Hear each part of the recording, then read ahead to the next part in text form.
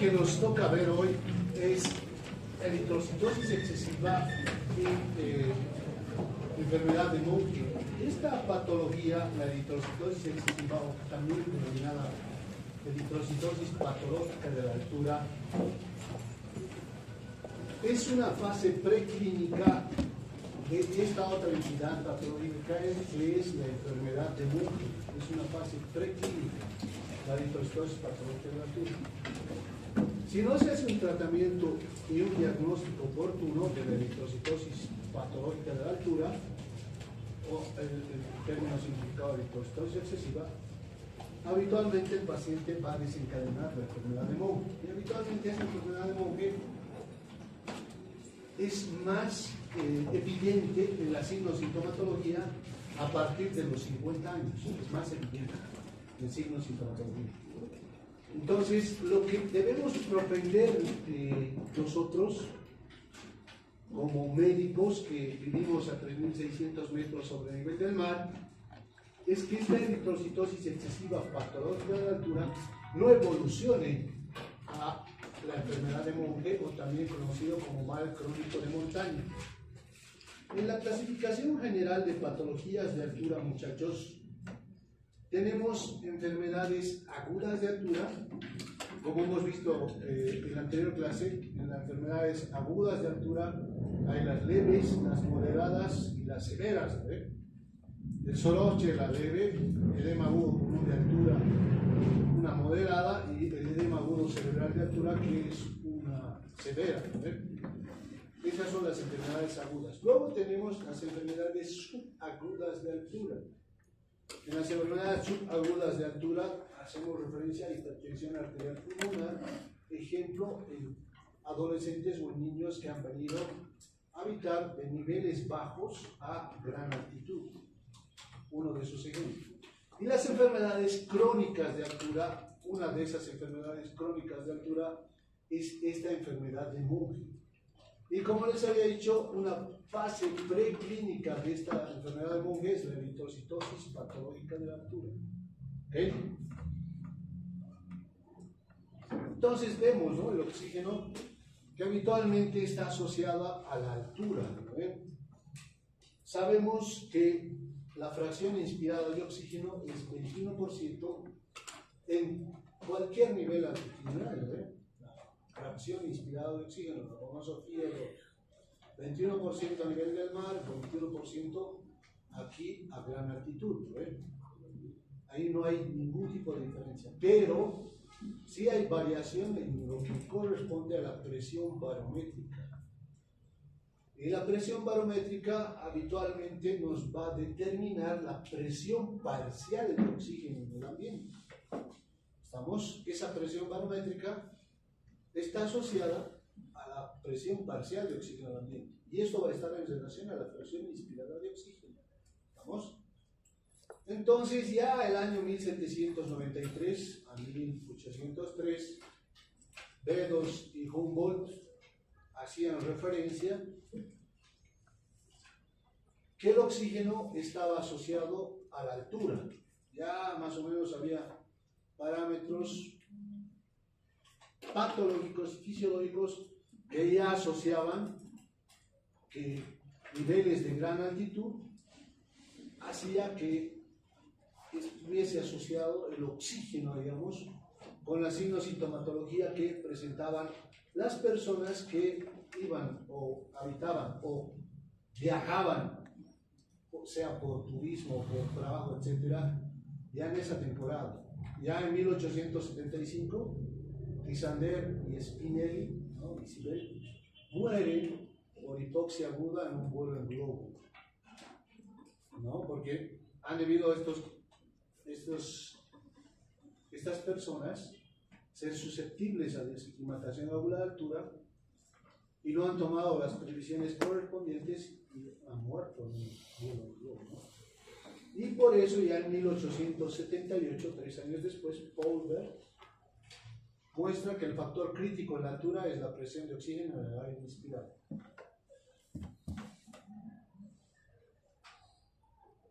Y publica un trabajo súper interesante, Paulberg, ¿no?, la presión barométrica. convirtiéndose en el padre de la fisiología de altura, Paul Bert. Ahí tenemos la clasificación de Buchler de grandes alturas. Vemos 1000 metros, altura leve, hasta 1000 metros sobre el nivel lunar. Entre 1000 metros a 2000 metros hace referencia a que es una altura moderada. Entre 2000 metros a 5500 metros hace que estemos en un nivel de gran altitud. Nosotros estamos más o menos acá, 3600 metros, ¿no ven? Sobre el nivel del mar, lo que corresponde que tenemos una clasificación, según Hutton, de gran altitud, ¿no ven? 2600 metros sobre el nivel del mar. Y luego por encima de los 5500 metros hasta 8400 metros, una altura extrema. Y en esos niveles, por ejemplo, hasta 1000 metros no se sienten sus efectos, viven tranquilitos, felices y contentos, no tienen cambios fisiológicos. Cuando entramos a moderada altura se sienten sus efectos de ejercicio. Abran la puerta, por favor.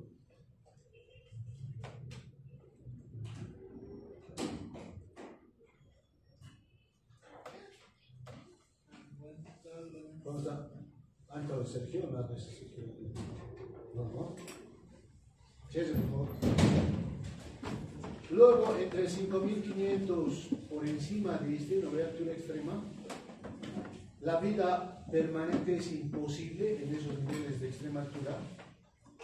Ya en gran altitud se sienten sus efectos en reposo, ¿no? Cuando, por ejemplo, ustedes viajen a lugares bajos, pongamos en Santa Cruz, que está a 400 metros sobre el nivel del mar,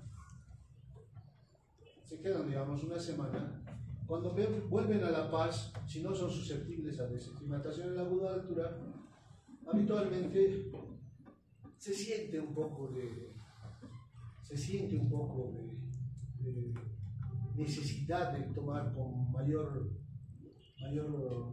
fuerza, digamos, el aire, ¿no ven? Para meter mayor cantidad de oxígeno. Indispensablemente no tengan dolor de cabeza, náuseas o vómitos. Entonces ya se sienten los efectos de la gran altitud en reposo.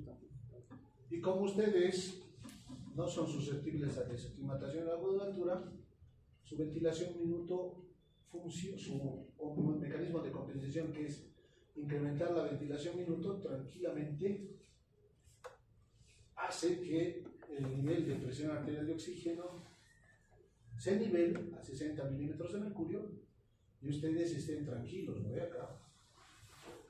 Pero aquellas personas que son susceptibles a desaclimatación aguda de altura ya nos empiezan a traer problemas, ¿no? Empiezan con una alcalosis respiratoria que no se compensa efectivamente a nivel renal y empieza todo el componente fisiopatológico de esa desaclimatación aguda de altura. Hacíamos referencia que Paul Bert, además de publicar ese libro de presión barométrica, muestra que el factor crítico en la altura es la presión de oxígeno en el aire inspirado, la PO2, presión inspirada de oxígeno. Además sugiere que cambios en la sangre compensarían la hipoxia.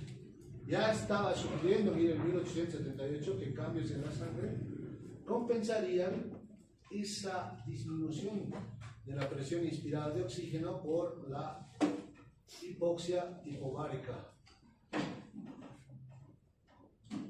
¿Estamos? Luego vemos que Francois Biot viaja a Morococha en 1890. Morococha está a 4.545 metros sobre el nivel del mar, acompañado por Juan Manuel Mayorga, e interpreta como la policitemia, esa vez conocida, en este caso la tos excesiva, como un mecanismo de adaptación a la hipoxia de altura. ¿Va a salir, señorita? Vaya. Es chistoso su compañero, de una silla, lo otra y después. Las dos.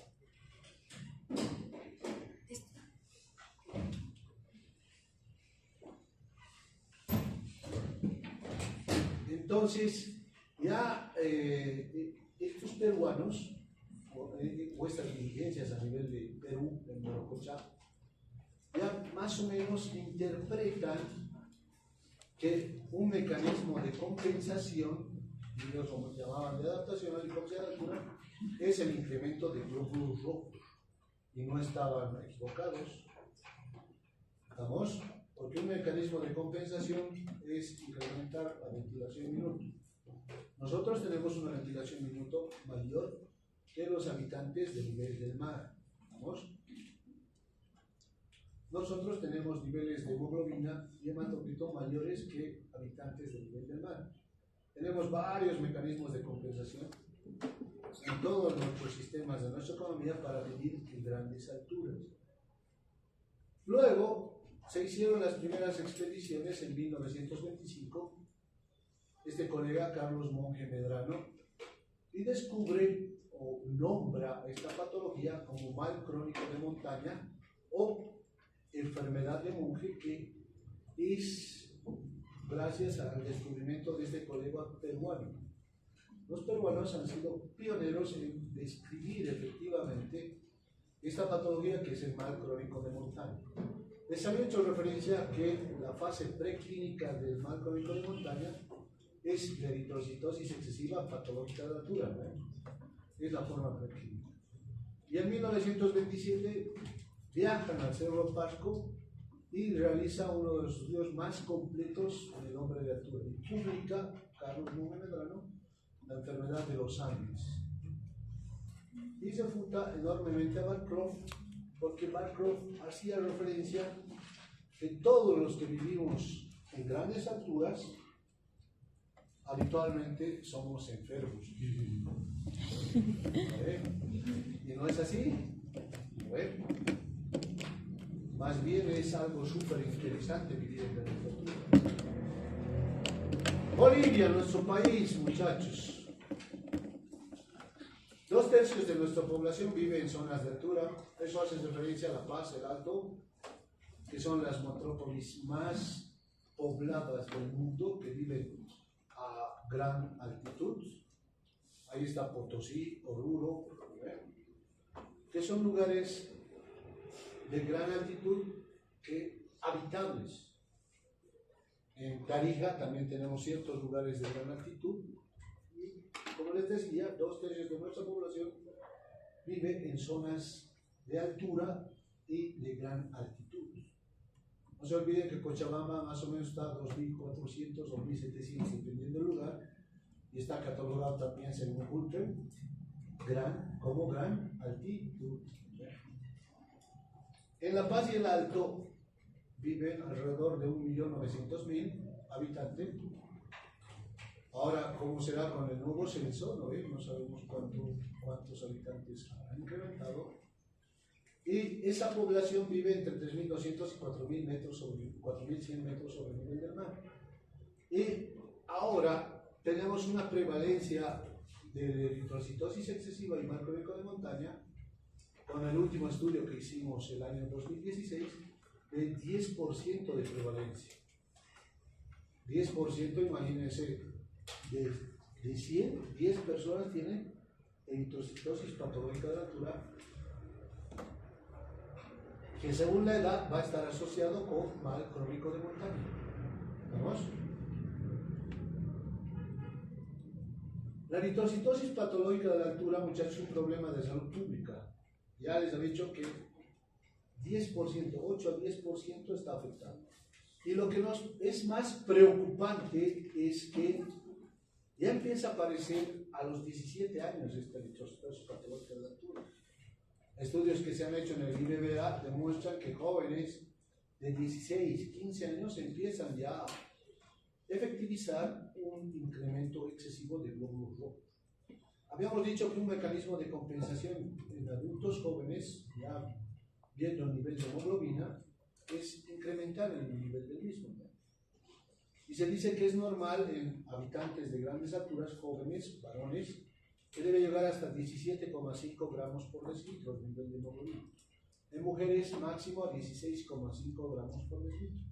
En edad reproductiva que no esté embarazada, máximo. ¿Vamos? Si pasa ese parámetro, varones, si pasa 18,5, ya estamos hablando que está en el límite superior y que estuviese ingresando a eritrocitosis excesiva patológica de la altura. ¿Okay? Y esa eritrocitosis excesiva patológica de la altura, habitualmente, ¿cuándo se considera que un varón tiene eritrocitosis patológica de la altura? Este es un dato del IBPA que lo vamos a considerar en el examen parcial. ¿Estamos? Porque el doctor Amaru, según tengo referencia, tiene otro tipo de referencias, ha hecho estudios. Nosotros vamos a trabajar con datos reportados por el Instituto Boliviano de Biología de la Altura. ¿Estamos? Ok. Entonces, el Instituto Boliviano de Biología de la Altura, con una encuesta clínica hematológica de más de 11.000 pacientes jóvenes y adultos mayores, habitualmente determinó que el nivel de hemoglobina, porque ustedes saben que en el hematocrito puede haber hemoconcentración en pacientes que tienen deshidratación, ¿verdad? La hemoglobina es el punto de corte que nos hace referencia si tiene o no eritrocitosis patológica de la altura. Si la hemoglobina en varones en edad reproductiva de 18 hacia adelante, ¿no ve? Hasta 35 años, o póngalo hasta 60 años, es mayor o igual a 18,3 gramos por decilitro, mayor o igual a 18,3 gramos por decilitro, estamos hablando de que ese paciente es portador de eritrocitosis excesiva patológica de la altura. ¿Okay? En mujeres es cuando su hemoglobina está mayor o igual a 17,5 gramos por decilitro. ¿Ok?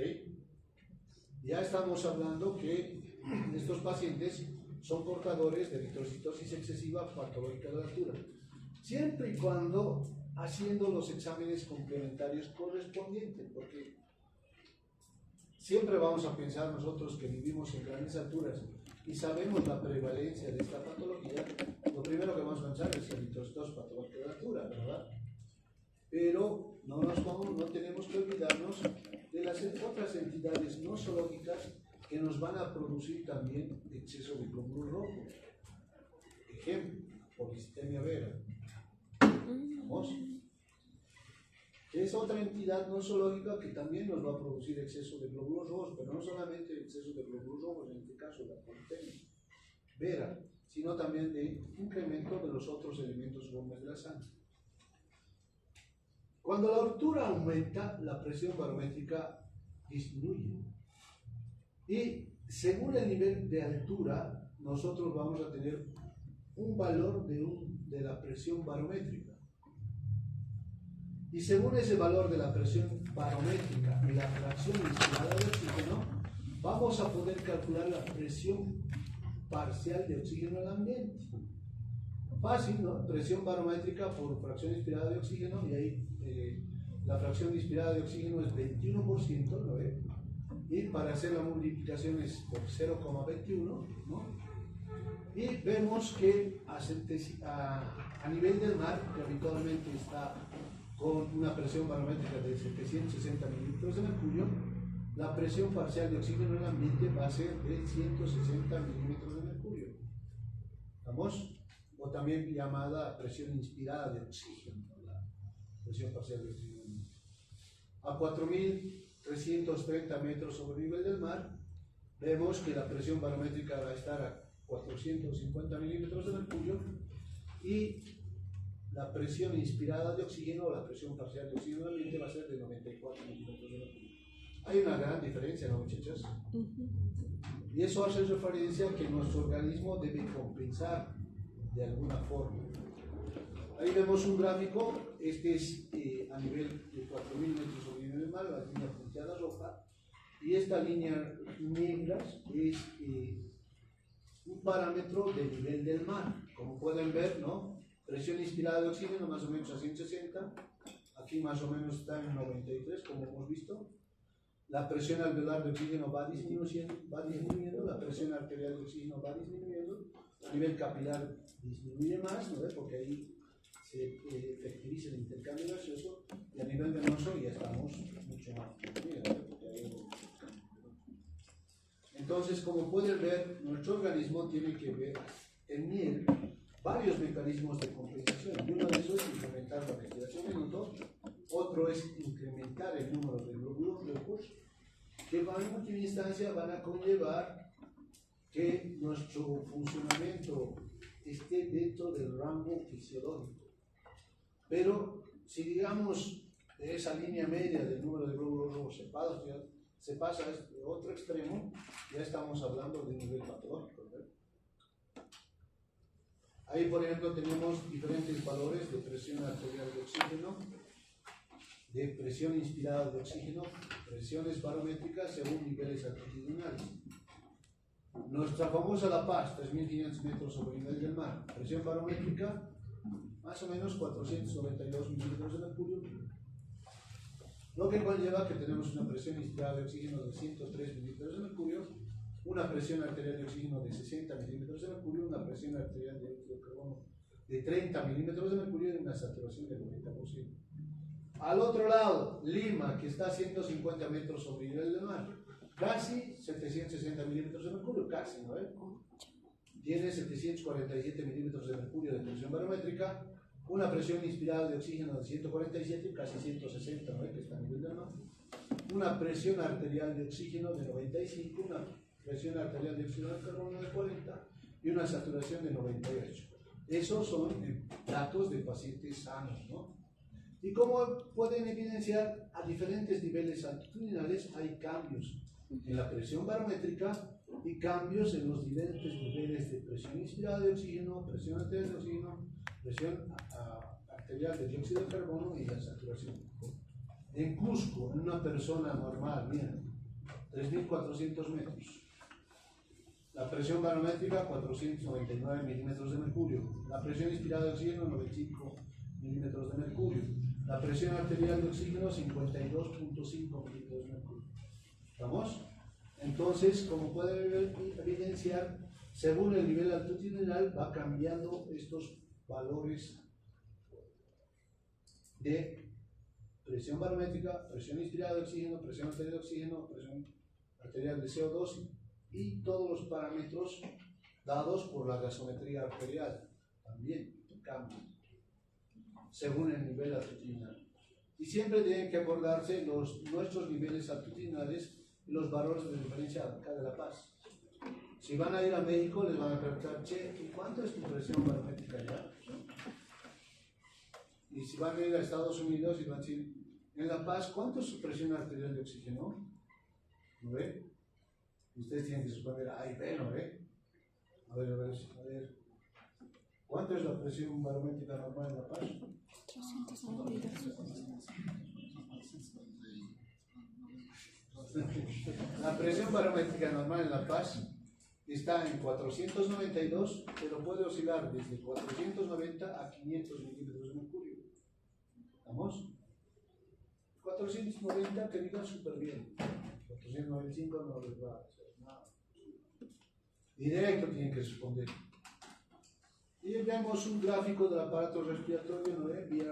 El aparato respiratorio que está formado por vías respiratorias, de conducción, los alveolos, etcétera, los pulmones, cómo funciona ese sistema respiratorio, etcétera, que ya lo han visto en fisiología, ¿no? Es un pequeño resumen fisiológico. Entonces les hacía referencia que los parámetros de compensación hacen que los volúmenes y capacidades pulmonares sean un poco más elevadas en relación a los habitantes del nivel del mar. Por ejemplo, nuestra capacidad vital forzada, ¿no? En inspiración forzada es de 5,17 litros en gran altitud, high altitud, y 4,9 litros en low altitud, en baja altitud, ¿no? Como ven, nuestra capacidad vital es un poco mayor en relación a los habitantes del nivel del mar, ¿no? El volumen residual, que es el aire que queda en los alveolos tras una expiración forzada, igual en gran altitud es mayor, 1,97 litros, y a nivel del mar 1,31 litros. ¿Estamos?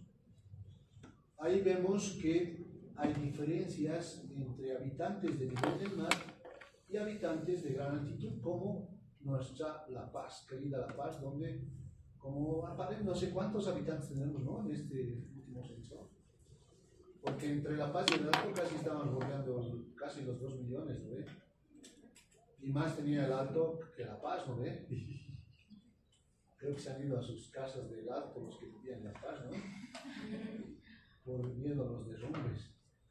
La ventilación minuto, muchachos. En habitantes de grandes alturas, 7 a 9 litros por minuto, y de nivel del mar, de 7 a 8 litros por minuto. Casi similar, pero siempre nosotros vamos ventilando un poco más, ¿no? Nuestra frecuencia respiratoria habitualmente es un poco más elevada, ¿no? De 16 a 19. Y a nivel de baja altura, algunas referencias, por ejemplo, Gaiton dice de 12 a 15, otros dicen de 15 a 17, pero siempre es menor la frecuencia respiratoria de habitantes que están a nivel del mar en relación a nosotros que vivimos en grandes alturas, ¿no? Y por ejemplo, habitualmente, dependiendo de las personas, ¿no? Está entre 16 a 20 ciclos por segundo la frecuencia respiratoria, acá en La Paz. Pacientes sanos, sin patología cardíaca y pulmonar asociada. Luego vemos, muchachos, los fenotipos de respuestas fisiológicas. Y hay poblaciones adaptadas a gran altitud. Las poblaciones que están adaptadas, ya que tienen una adaptación efectiva porque han vivido milenios en grandes alturas, son los tibetanos y los europeos. En relación a los andinos, nosotros no tenemos tanto tiempo. Hay diferentes referencias bibliográficas y algunas con una disparidad enorme en el tiempo en el que estamos habitando en grandes alturas, pero los que están adaptados efectivamente a vivir en grandes alturas son los tibetanos y los europeos. Ahí, por ejemplo, la ventilación en el reposo en los andinos no está incrementada en relación a los que viven a nivel del mar, y en los tibetanos está incrementada en un 50% en relación a los que viven a nivel del mar. No tenemos valores en los europeos. Y por ende, si los tibetanos tienen una ventilación minuto incrementada, hacemos referencia que habitualmente la frecuencia de eritrocitosis excesiva y mal crónico de montaña es mucho más baja. ¿Vamos? Porque estos habitantes de esos niveles altitudinales han logrado obtener la adaptación. Y la adaptación se obtiene cuando ya hay cambios genéticos en la estructura del DNA y por ende estos ya están adaptados. Nosotros estamos en esas vías, todavía no estamos, ¿eh?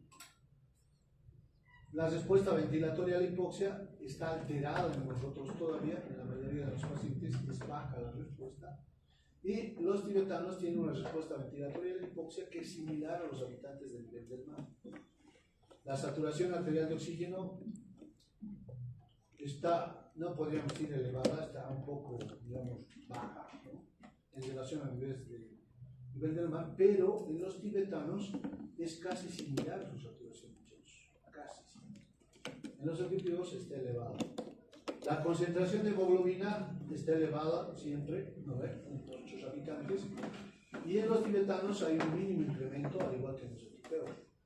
La presión arterial pulmonar en nosotros está elevada, porque la presión arterial pulmonar sistólica aceptada es máximo hasta 35 milímetros de mercurio, ¿no? En la presión arterial pulmonar tenemos una presión arterial pulmonar sistólica, una presión arterial pulmonar diastólica y una presión arterial pulmonar media, no se olviden de aquello. La presión arterial pulmonar sistólica, diastólica y media es diferente a la presión capilar pulmonar, igual no se olviden de eso. La presión capilar pulmonar es la presión hidrostática que existe en el capilar pulmonar, ¿no? En los pequeños vasos pulmonar, ¿estamos? Que habitualmente tiene un diámetro de 7 micras. ¿Estamos? Entre tanto que la arteria pulmonar, su radio más o menos de 3 centímetros. Ok, vamos. Entonces, el óxido nítrico, por ejemplo, exhalado en los andinos está elevado, en los tibetanos está marcadamente elevado. Y como hemos visto en el tema del edema agudo de pulmón de altura, un marcador efectivo de incremento de la presión arterial pulmonar, visto en pacientes que son susceptibles de edema agudo de altura, es que el óxido nítrico exhalado en estos pacientes es menor a los pacientes que tenían óxido nítrico exhalado incrementado, que eran resistentes al edema agudo de altura, ¿se acuerdan? Ahora bien, vemos que en los tibetanos que este óxido nítrico exhalado es marcadamente elevado. Entonces, están protegidos incluso de desarrollar hipertensión arterial pulmonar. ¿Vamos? Luego un pequeño repaso. Sabemos que nuestro control respiratorio, esto ya es fisiología, está dada en el tronco encefálico específicamente. ¿Ven?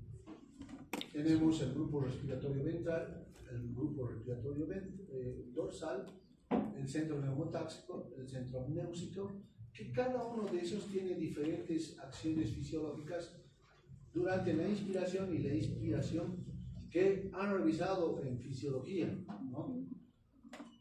El año 2005 habitualmente se logró evidenciar el complejo Bötzinger y el complejo pre-Bötzinger, que están establecidos a nivel del grupo respiratorio ventral. Ya eso también lo llevan en fisiología porque ya se dio, digamos, esa actualización en fisiología. Entonces el patrón cíclico de la respiración se modifica, como hemos dicho, por diversos estímulos. Y los estímulos principales es los cambios en la concentración del pH, en este caso, la concentración del CO2 y el oxígeno en nuestro organismo, situaciones como el ejercicio, emociones, cambios en la presión arterial o la temperatura también nos van a conllevar a cambios en la ventilación minuto, ¿vamos? Porque estos están asociados directamente con el control de la respiración a través del tronco encefálico. Hoy en día se acepta que el control de la respiración tiene un mecanismo de control voluntario que está a través de la corteza cerebral e involuntario que está asociado a componentes emocionales, metabólicos, neurales y endocrinos que están asociados al tronco encefálico. ¿Estamos? La corteza es el que nos evidencia un control voluntario de la respiración. Es por eso que durante el día aquellos pacientes que son portadores de eritrocitosis patológica de la altura y en algunos casos que son portadores de mal crónico de montaña, su saturación de oxígeno durante el día está normal, 90%. Y los que son portadores de eritrocitosis patológica de la altura, jóvenes, su saturación durante la noche, han visto en el gráfico que les hemos mostrado por sonografía, llega a 82, ¿ve? Y máximo que se puede aceptar es de saturación durante la noche, le hemos dicho que es ¿cuánto? 4% máximo, ¿ve? Y estos pacientes con eritrocitosis patológica de la altura habitualmente están en 82, 81%. Y los que tienen mal crónico de montaña están por debajo de 80, un 79 hemos visto, ¿no? Sí. Luego, las principales estructuras involucradas en el control neural de la ventilación incluyen quimiorreceptores del cuerpo carotídeo, ya eso lo han repasado en fisiología, el núcleo del tracto solitario, la columna respiratoria ventral, el núcleo del hipogloso en el callo cerebral, el núcleo motor frénico de la médula espinal, las entradas neuromoduladoras aquí en estas regiones, porque están asociadas con fibras aferentes y eferentes que hacen que haya una regulación efectiva de la ventilación minuto. Y luego les hacía referencia al complejo pre-Bötzinger, que es una red de generación de sismos situado dentro de la médula ventrolateral y asume una función básica en inspiración, específicamente este complejo Bötzinger. Luego tenemos el complejo Bötzinger, porque otro es el complejo pre-Bötzinger. Y les voy a dejar este artículo que es Network Within Network, de Neuronal Control Operator, donde explica efectivamente la función de cada uno de los grupos respiratorio ventral, dorsal, el centro neumotáxico, el amnéusico, y qué acción tiene el complejo Bötzinger y el complejo pre-Bötzinger. ¿Estamos? Ya este es un repaso que hemos visto, ¿no ven? Los quimiorreceptores centrales habitualmente censan efectivamente cambios en la PCO2 con mayor preponderancia de manera indirecta con los niveles de pH sanguíneo. Entre tanto, los quimiorreceptores periféricos censan con preponderancia los cambios en la concentración de oxígeno en nuestra sangre. Y eso no hace referencia, digamos, que no censa los niveles de CO2, pero con preponderancia el oxígeno. ¿Con qué evaluamos la indemnidad de quimiorreceptores periféricos? ¿Con qué examen?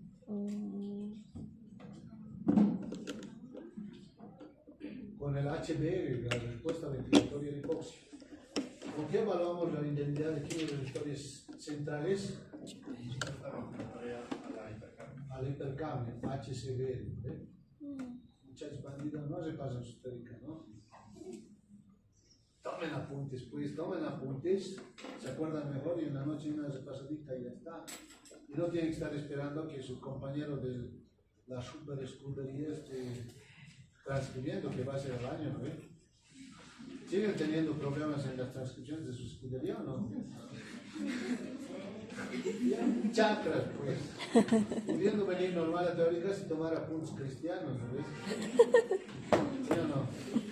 Su compañero está ahí, no toma apuntes. Su compañero está ahí, no toma apuntes y no se pasa. Tomen apuntes y se pasen esos apuntes al momento de subir a casa en el bus o en el taxi. Y con eso van a tener un mejor nivel de comprensión, ¿no? Luego hay una clasificación de la eritrocitosis excesiva para tener un conocimiento general, ¿no? Porque les había hecho referencia que el tema circunscrito acá es la eritrocitosis excesiva patológica de altura, que es una forma preclínica del mal crónico de montaña, ¿no? Que en última instancia nos van a dar signos y sintomatología asociada a ese estado hipoxémico crónico, y por ende nos va a producir alteraciones en todos los niveles de nuestra economía. Entonces, la eritrocitosis excesiva, muchachos, se clasifica como eritrocitosis primarias y eritrocitosis secundarias. Vamos, primarias y secundarias. Entre las primarias tenemos la congénita y la adquirida, y entre las secundarias también tenemos congénitas y adquiridas. ¿Estamos? La polistemia vera, que es una eritrocitosis excesiva primaria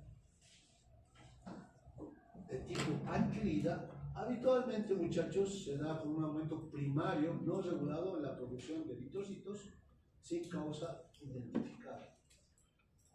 Pero no solamente va a haber un incremento de la serie roja, sino también un leve incremento de los otros elementos pobres de la sangre. ¿Estamos? En la polistemia vera. Entre tanto que la polistemia secundaria habitualmente va a estar asociado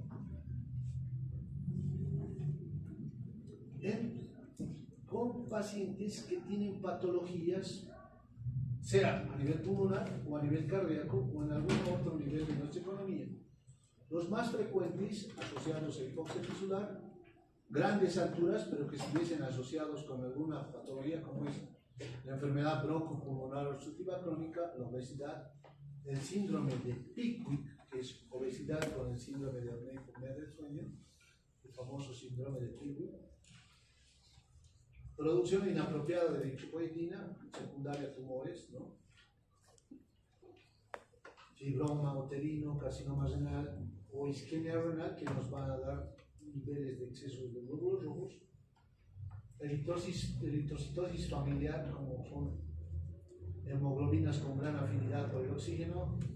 Esas hemoglobinas con gran afinidad al oxígeno habitualmente es una hemoglobina tipo Yakima, y hay varios tipos de hemoglobina asociados a gran afinidad con el oxígeno, que en última instancia nos van a conllevar igual a un incremento del número de glóbulos rojos. Y tenemos también otro tipo de eritrocitosis excesiva, que son considerados las polistemias relativas. Uno de esas es el síndrome de Gaisbach, que habitualmente es una polistemia de estrés ¿no? Y es una eritrocitosis excesiva falsa o pseudoeritrocitosis, ¿no ve? Y otra, digamos, una eritrocitosis excesiva relativa es cuando el paciente presenta algún grado de deshidratación. Entonces, si está deshidratado, hemoconcentra y el examen, en este caso el examen de biometría hemática, nos va a reportar con incremento del hematocrito y el número de glóbulos rojos. La polistemia vera, muchachos, para un conocimiento general, es un síndrome, es parte de los síndromes mieloproliferativos, es habitualmente frecuente, ¿no? Es una transmisión vertical entre madre a hijo y se expresa la sintomatología entre los 40 a 60 años, más frecuente en varones que en mujeres, ¿no ve? Y en las mujeres afecta su vida reproductiva, es común en la raza blanca en relación a la raza negra y es más común en judíos. Y hay una mutación somática del gen YAC2 que consiste en la sustitución de la valina, ¿no?, en la posición 617 por la fenilalanina. Entonces hay que pedir un examen YAC2, B, hace referencia a la valina, 617 la posición, y la F que hace referencia a la fenilalanina, ¿no? Entonces, YAC2, B, 617, F. ¿Estamos? O, si no verificamos aquello, hay que buscar una mutación similar en el exón 12 del gen YAC2. ¿Estamos? La polistemia vera tiene etiología, se ha relacionado con deleción del cromosoma 20 o trisomías en los cromosomas 8 y 9, o en algún caso esté asociado con un procesamiento alterado del receptor de la trombopoietina MPN. En un resumen fisiopatológico, la polistemia vera consiste en que las células pueden proliferar in vitro en medios que no contienen eritropoietina. Entonces, los pacientes que son portadores de polistemia vera, habitualmente sus niveles de eritropoietina van a estar o normales o disminuidos, porque no está asociado, ¿no?, con incremento de niveles de eritropoietina. Porque ustedes saben que la eritropoietina es la hormona que es la encargada de estimular la síntesis de glóbulos rojos a nivel de la médula espinal, ¿no?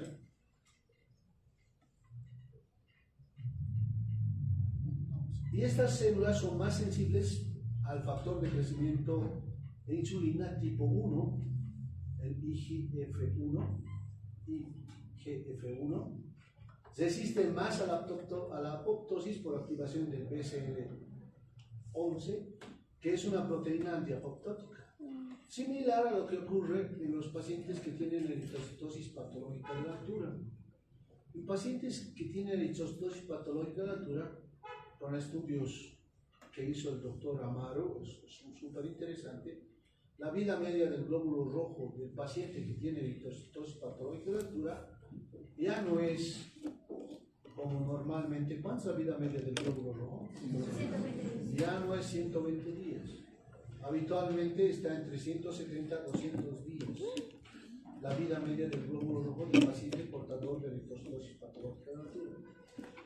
Y está asociado a la activación de este gen, BCL11, que es una proteína antiapoptótica que hace que la vida media del glóbulo rojo incremente, ¿no? No se multiplican con mayor rapidez, hablando sigue de la polistemia vera, pero si se acumulan, pues no se destruyen normalmente esos glóbulos rojos de los pacientes portadores de polistemia vera. ¿Qué pedimos? Exámenes hematológicos, exámenes de médula ósea y otras pruebas para determinar si el paciente es portador o no de polistemia vera. Sacan una foto ahí. Es para conocimiento general, ¿no?, esto de la polistemia vera. Pero ya nos sacó una foto, pues. Un bandito, muchachos, banditos. Ya, vamos. Había hecho referencia, hay criterios mayores y menores para el diagnóstico de la policitemia vera. Estos criterios mayores y menores se actualizaron el año 2016, establecido por la Organización Mundial de la Salud. ¿Qué hora es? Pues 6 o 5. ¿Tiene farmaco? Sí. Ya, los que tienen farmaco hablan. Vayan. ¿Qué? Después vamos a correr lo más rápido. ¿Se corre?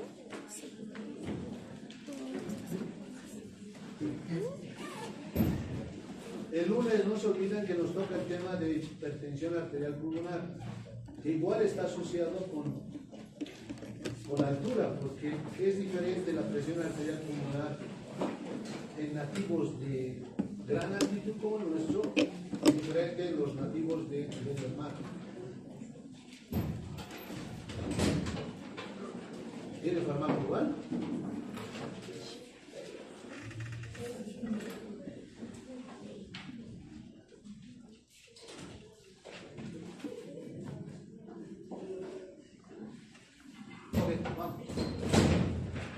Entonces, actualizados los criterios diagnósticos, teníamos criterios mayores y menores, ¿no? Ha habido cambios en los criterios mayores y menores. Entre los criterios mayores antes tenían que el volumen de eritrocito total debe estar mayor a 36 ml por kilogramo varón, mayor a 32 ml por kilogramo mujer, una saturación de oxígeno mayor o igual a 92% y esplenomegalia. Ahora hace referencia que el nivel de hemoglobina antes era de ml por kilogramo, ahora es el nivel de hemoglobina de varones debe estar mayor a 16,5 gramos por decilitro, esto haciendo referencia a valores del nivel del mar, y 16 gramos por decilitro de mujeres del nivel de hemoglobina. El volumen de eritrocitos debe estar mayor a 49% en varones y mayor a 48% en mujeres, o la masa eritrocitaria debe estar mayor al 25% de la normalidad. ¿Estamos? En la biopsia de médula ósea demuestra hipercelularidad, mielosis con proliferación eritroide, granulocitos y megacarocitos crecientes. Y el criterio 3 es presencia de mutación del gen YAT2, ¿no ve? B617F, o si no se evidencia esto, hay una mutación a nivel del exón 12 de la Y entre el criterio menor se ha reducido 1, eritropoyetina sérica por debajo del valor normal o normal. Eso hacemos referencia. Y había acá varios criterios menores, ¿no ve? Plaquetas mayor a 400.000, leucocitos mayor a 12.000, etc., que ya no se utiliza. El tratamiento de esto, la flebotomía, su complicación más frecuente es la trombosis progresiva y a veces extrema, sintomatología relacionada con la deficiencia de hierro, pica, estomatitis, ambular higrositis, porque si hay un incremento excesivo de síntesis de glóbulos rojos y el principal sustrato para génesis de estos, no solamente, pero en este caso es el hierro, ¿no ve? El hierro nos ayuda a la síntesis efectiva de glóbulos rojos, pero también está asociados ahí la vitamina B12 y ¿qué más? ¿Qué otra vitamina más está asociada con la síntesis de glóbulos rojos? Que hemos visto en el tema de anemias. B9. La cobalamina, ¿no? Que es la B12, ¿cuál es la otra más? Que habitualmente se debe dar el suplemento antes de la maduración de mujeres y se les da ácido fólico. El tratamiento, como le he dicho, la flebotomía, la hidroxiura, ¿no? La hidroxiuria es un tratamiento de elección, interferón alfa, el alopurinol, para la gota, porque habitualmente van a tener incremento del ácido úrico, y el mesilato de imatinib. Ok, entramos en la eritrostosis patológica de altura. ¿Cuál es la etiología de esta patología de la eritrostosis patológica de altura? ¿Cuál es la causa y qué desencadena la eritrostosis patológica de altura? El IVA desde hace tiempo considera que la eritrostosis excesiva observada en los jóvenes constituye una forma preclínica de la enfermedad crónica de montaña, como ya les había hecho referencia. Y bueno, hemos ido probando esto con diferentes estudios que se han hecho y varias publicaciones al respecto. Y es evidente que hay una forma preclínica que es eritrocitosis excesiva patológica de altura, y la forma clínica establecida de esta enfermedad va a ser la enfermedad de Monge.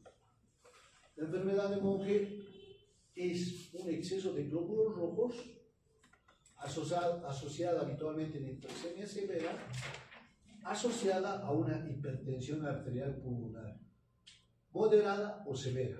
¿Estamos? Ahí se considera que el paciente es portador de mal crónico de montaña.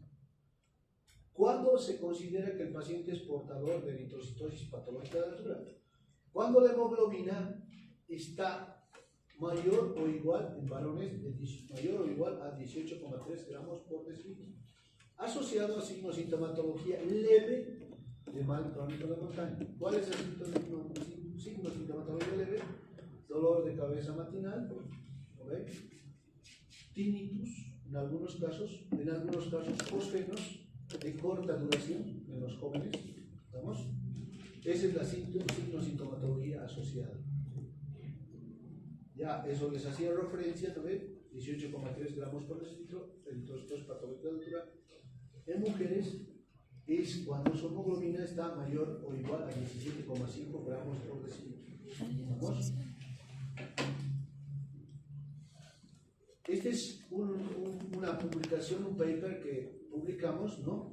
Que está asociado, ya les hemos mostrado en la anterior vez cuando hemos visto el síndrome de apnea del sueño, desórdenes respiratorios durante el sueño, ¿no? Y el estrés oxidativo son como una forma preclínica del mal crónico de montaña o la eritrocitosis excesiva que les he hecho referencia.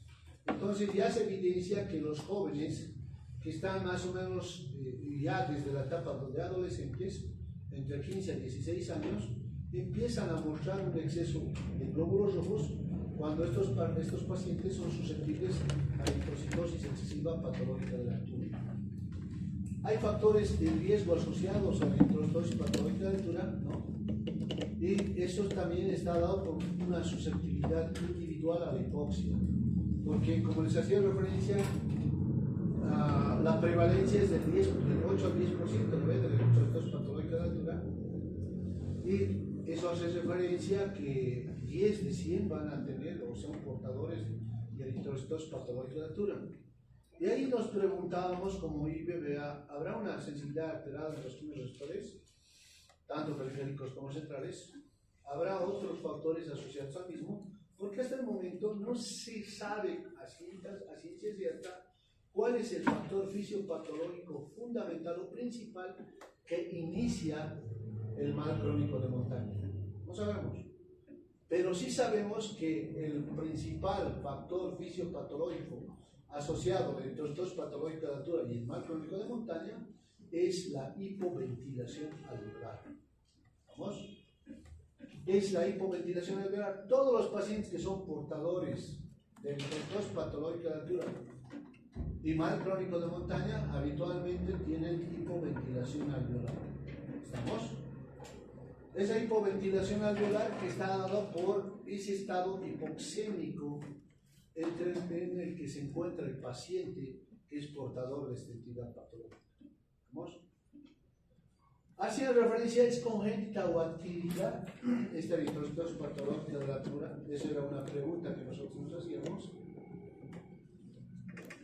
Y vemos o evidenciamos que tiene un factor congénito asociado, porque se ha evidenciado con los estudios que hemos hecho en el IBBA de que mujeres embarazadas que han tenido problemas en el momento antenatal, preparto, o en este caso prenatal, al momento del parto o posparto, el producto ha tenido alteraciones en la oxigenación, o la misma madre, por ejemplo la madre que ha sido portadora de preeclampsia. La preeclampsia es un incremento de cifras tensionales sistémicas en la madre embarazada en la segunda mitad del embarazo. Habitualmente eso va a traer trastornos en la oxigenación en el producto, ¿verdad? Y ese trastorno de oxigenación en el producto habitualmente va a asociarse con alteraciones específicamente asociadas a la metilación del DF. ¿Estamos? Y si hay alteraciones en la metilación del DNA, estamos hablando de alteraciones epigenéticas. ¿Estamos? Y con estos estudios hemos logrado evidenciar que sí hay alteraciones epigenéticas en nuestros pacientes portadores de leptospirosis que está asociado con algún trastorno que ha tenido la madre cuando está aportando al producto, ¿no?, durante su embarazo. ¿Estamos? ¿Es posible detectar la eritrocitosis patológica de altura? ¿No? Posiblemente sí se pueda detectar, digamos, antes de que se evolucione a mal crónico de montaña. Ese es el objetivo. Que estos pacientes sean captados en el inicio de la enfermedad con exceso de glóbulos rojos, se haga un tratamiento efectivo y después de hacer el tratamiento efectivo, estos ya no evolucionen al mal crónico de montaña. Porque bien saben ustedes que la plasticidad del desarrollo no solamente está en el sistema nervioso central, sino tenemos la plasticidad del desarrollo en diferentes niveles de nuestra economía. Hay plasticidad del desarrollo del sistema nervioso central, plasticidad del desarrollo a nivel pulmonar, tanto en el endotelio vascular como en el epitelio respiratorio, que hacen que haya cambios fenotípicos fisiológicos de acuerdo a estímulos externos. ¿Estamos? Y habitualmente esta respuesta ventilatoria a la hipoxia está alterada en los pacientes, está disminuido. ¿Estamos? Está disminuido. ¿Por qué? Habíamos dicho que uno de los principales factores fisiopatológicos asociados a estos pacientes portadores de eritrocitosis patológica de la altura y mal crónico de montaña es la hipoventilación alveolar. Y esa hipoventilación alveolar nos da un estado de hipoxemia. ¿Lo ve? Ese estado de hipoxemia es el principal factor asociado a la eritrocitosis patológica de la altura y el mal crónico de montaña. ¿Estamos? ¿Qué métodos existen para combatirla?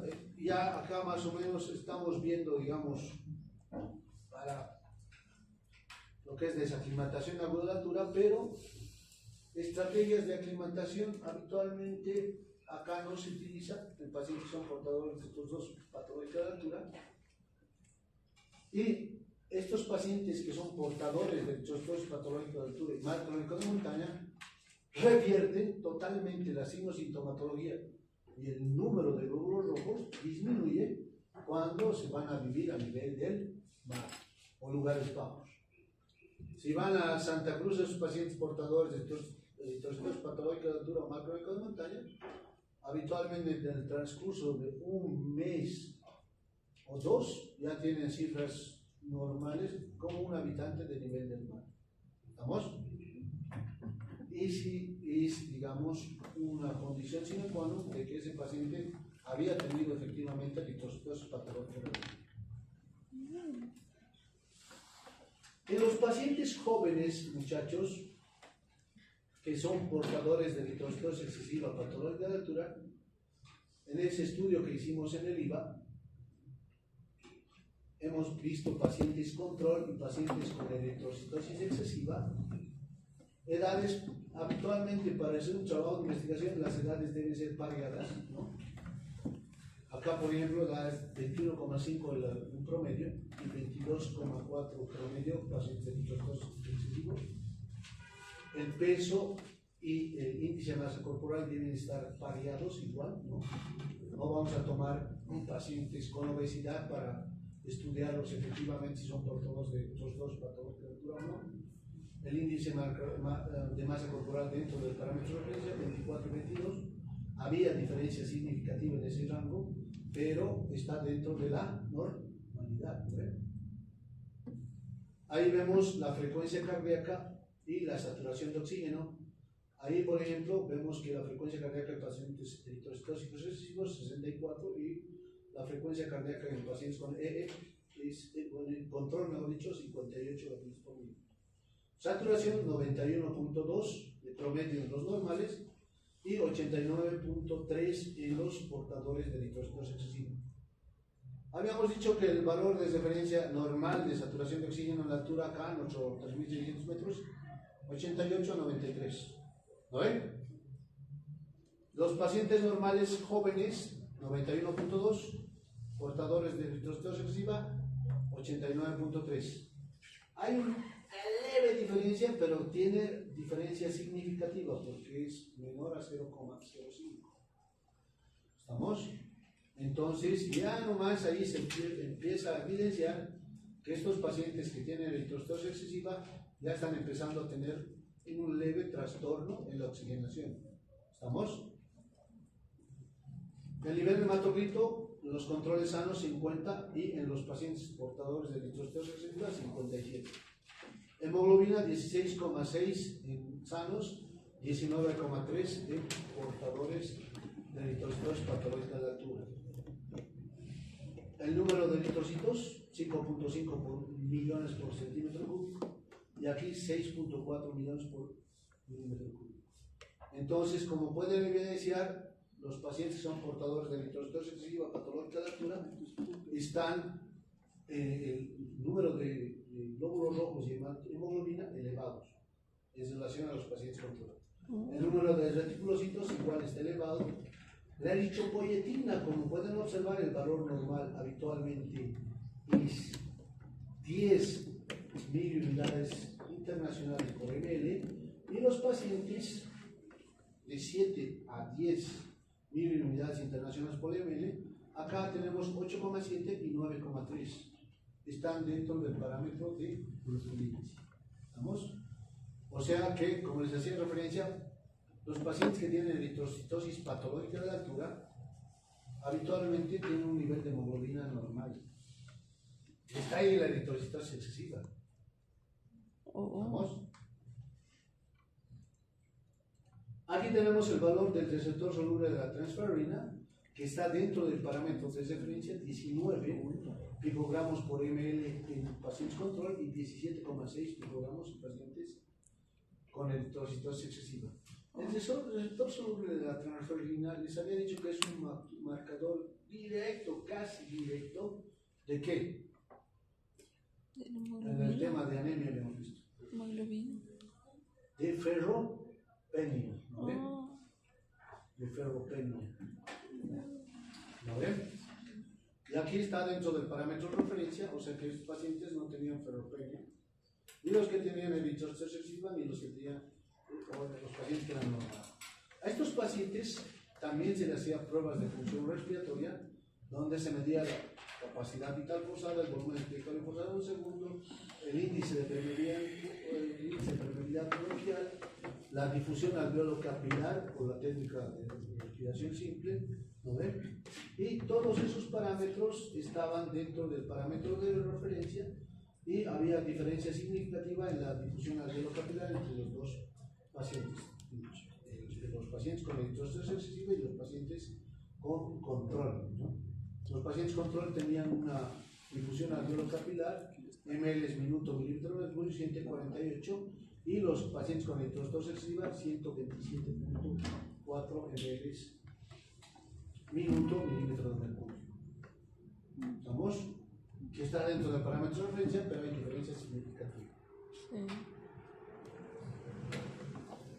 ¿Cómo se produce la hipoxia arterial? ¿Cuál es la importancia de la vida perinatal? Esa ha sido una de las preguntas que ha desencadenado el denominado hipótesis de Barker. Ahora ya sabemos que la hipoxia perinatal influye sobre la maduración del control respiratorio y la estructura pulmonar postnatal. Es importante que los productos, muchachos, en este caso los fetos, en la etapa de estar de productos, no tengan que tener alteraciones en la oxigenación durante su etapa prenatal, natal y postnatal. ¿Estamos? No tienen que tener.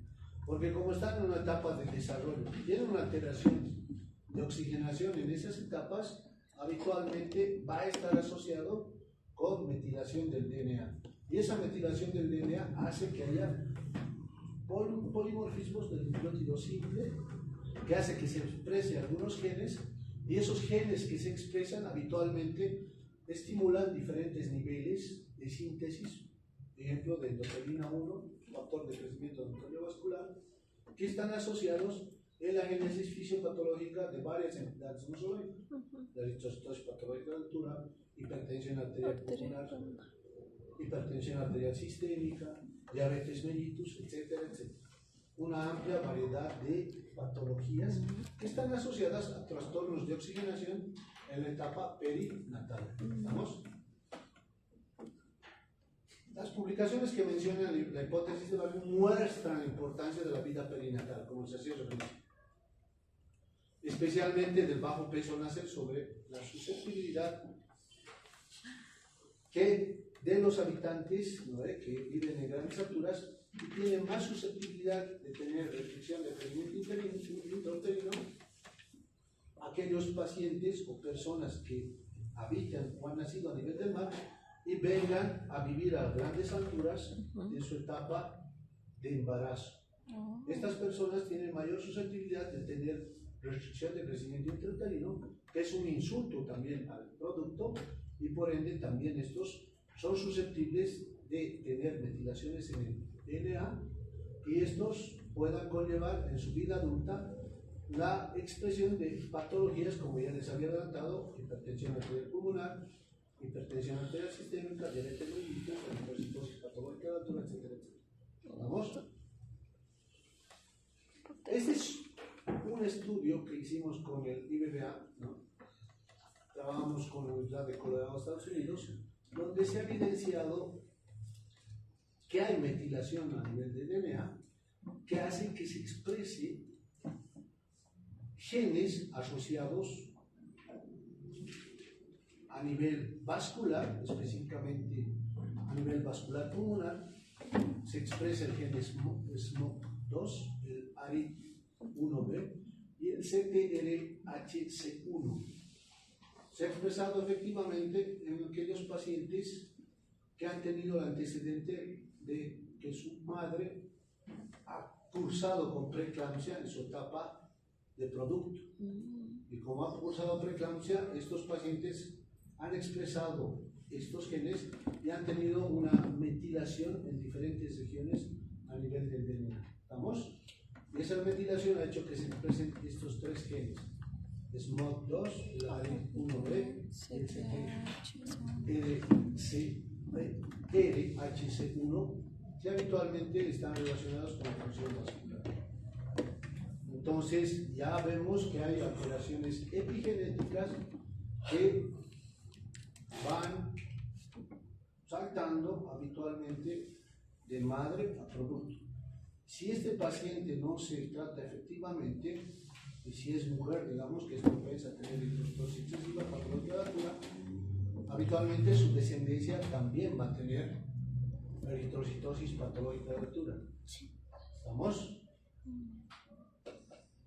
Ahí vemos una foto del retraso de crecimiento intrauterino. Es más frecuente en la altura, en aquellas personas que han venido a vivir de nivel del mar a gran altitud. Miren, es una persona, por ejemplo, es un producto de una paciente que vivía en nivel del mar en Estados Unidos, ha venido a trabajar en la embajada americana y ha tenido restricción de crecimiento intrauterino. Diferente a un recién nacido habitante y nativo de grandes alturas que no tenía ningún factor asociado. La madre no ha tenido, Dios gracias, preeclampsia, ningún factor de alto riesgo obstétrico, y el producto ha nacido con más de 3 kilogramos de peso. ¿Vamos? ¿Ven esa foto? La restricción de crecimiento intrauterino del producto. Habíamos dicho que esa es una fase preclínica, ¿no? De eritrostosis patológica de altura del mar crónico de montaña. Y todo lo referente a la eritrostosis patológica de altura y el mar crónico de montaña se asocian a un mecanismo fisiopatológico que vamos a ver ahora. ¿Vamos?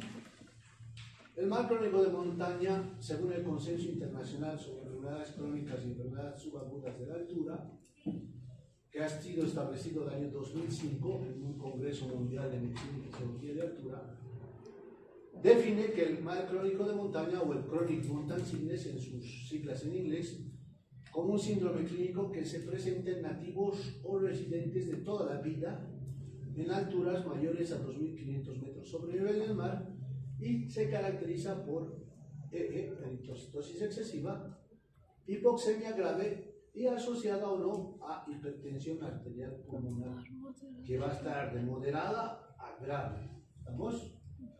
Entonces, estos pacientes que tienen mal crónico de montaña ya tienen afección de la arteria pulmonar, ¿no? Y si hay afección de la arteria pulmonar, también hay afección de las resistencias vasculares pulmonares, ¿no? Que vamos a hablar el día lunes, que vamos a ver el tema de hipertensión arterial pulmonar. ¿Vamos? Que no es lo mismo que hipertensión pulmonar como tal. Ok. Entonces, habíamos dicho que Carlos Monge Medrano era el que hizo un estudio completo y describió el exceso de glóbulos rojos, que también lo conocen como polisteria, en Cerro Pasco de Perú. Ese síndrome ocurre en personas que reciben largo tiempo a gran altitud, ¿no ve? Eritrocitosis excesiva, hipoxemia, y, como les decía antes, revierten al irse a vivir estos pacientes en lugares bajos. Ahora, ¿creen que es fácil ir a vivir a lugar bajo, teniendo establecido actividad laboral, social, familiar en la altura? ¿Es fácil o no? ¿Creen que yo le puedo decir, digamos, a ver, a usted, su mamá, su papá están con estos patología de altura, más crónica de montaña, vaya a ¿se va a poder ir? ¿Ah? No, ¿no ve? No se va a poder ir.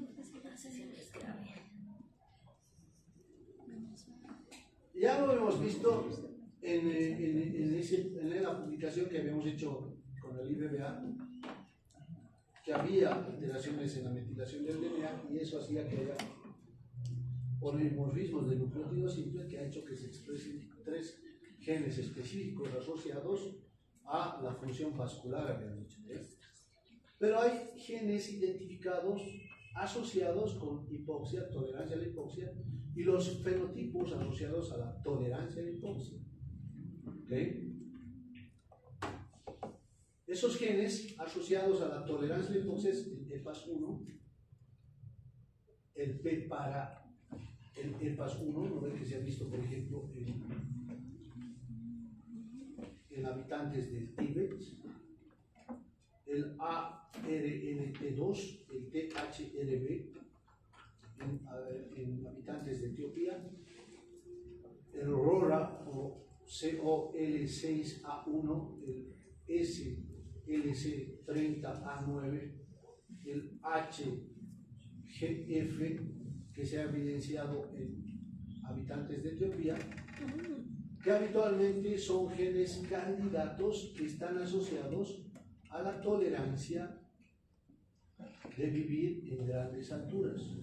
Y todos estos genes, como pueden observar, están asociados a los niveles de hemoglobina en estos pacientes. ¿Estamos? ¿Cuáles son los factores de riesgo de establecer o padecer del mal crónico de montaña? Habíamos dicho que el primero es la eritrocitosis patológica de altura, ¿no? La edad. Habitualmente, de 18 a 25 años, los jóvenes van a ser portadores de eritrocitosis patológica de altura. Conforme va pasando el tiempo y el ciclo vicioso, hipoventilación, hipoxemia, no se trata efectivamente, estos pacientes van a llevar a síndrome de Monge o mal crónico de montaña, o chronic mountain sickness, donde va a haber exceso de glóbulos rojos, hipoxemia severa y ya va a haber afección cardíaca, ¿no ve? Porque va a haber hipertensión arterial pulmonar. Si hay hipertensión arterial pulmonar, implica que la presión hidrostática del capilar pulmonar está incrementada, implica que hay hipertrofia ventricular derecha, ¿no ve? Hipertrofia ventricular derecha porque la poscarga del ventrículo derecho va a incrementar por incremento de la presión arterial pulmonar y por ende ya hay afección cardíaca también, cardíaca y pulmonar. No solamente ya está el exceso de glóbulos rojos y la hipoxemia, hay afección, cifras tensionales pulmonares y hay afección cardíaca como tal. Y eso va a conllevar a que el paciente establezca, además de la crónico de montaña, a un cor pulmonar crónico, corazón pulmonar crónico. De sus amigas, en el WhatsApp están. Historia previa de eritrostosis patológica de la altura, ¿no? Eso hace referencia, digamos que el paciente ha viajado a un nivel bajo y vuelve otra vez a La Paz, y otra vez, ¿no? O algún familiar, padre, mamá o hermana ha tenido antecedentes de eritrostosis patológica de la altura, igual va a ser susceptible el paciente de eritrostosis patológica de la altura. ¿Por qué? Porque habíamos dicho que esa metilación del DNA se transmite de generación en generación. ¿Se ha dicho? ¿Qué clase tiene, señorita, usted? Ya vaya. Ya vamos a acabar. ¿Usted qué tiene? Hambre. Ya vaya.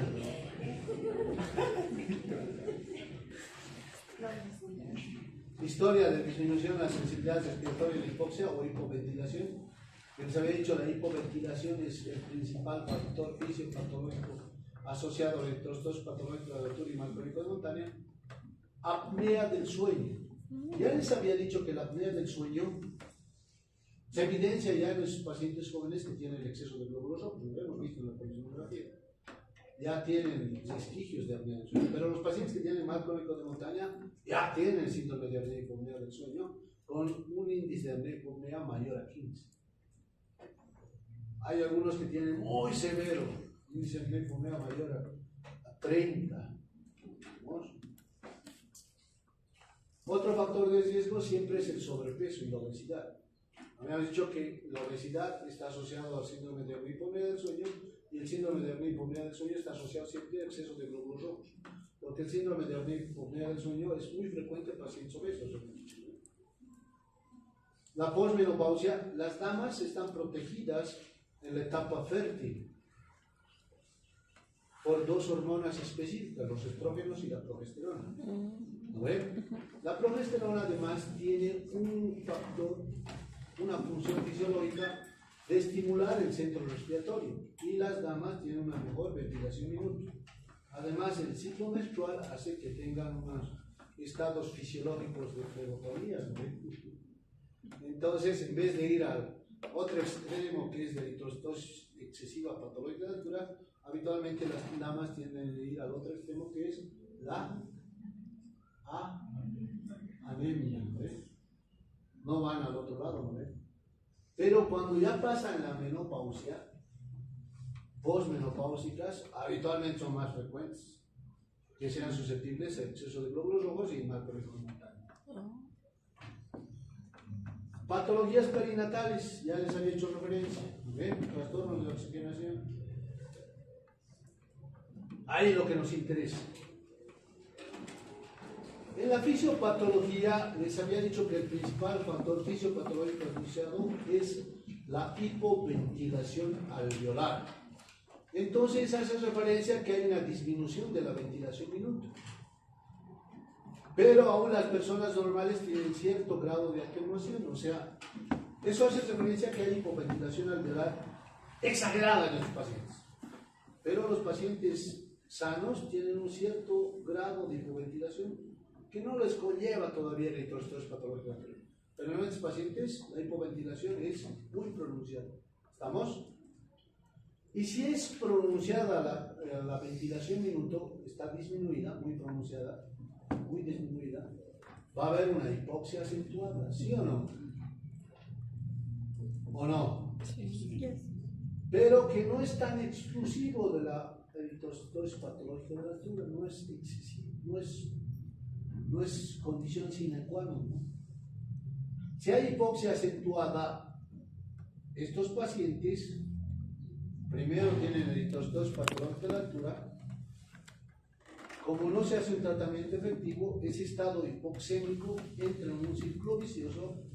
El estado hipoxémico nos lleva a más hipoventilación alveolar porque hay un trastorno en el centro respiratorio y por ende tenemos mayor formación de glóbulos rojos, y si hay mayor deformación de glóbulos rojos, habitualmente tenemos mayor hipoxemia y ahí vamos a tener vasoconstricción pulmonar mediada por la hipoxia.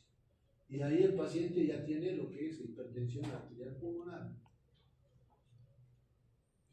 Pero no únicamente se presenta hipertensión arterial pulmonar en todos los casos, hay algunos que no van a tener, porque todos son distintos y tienen diferentes susceptibilidades.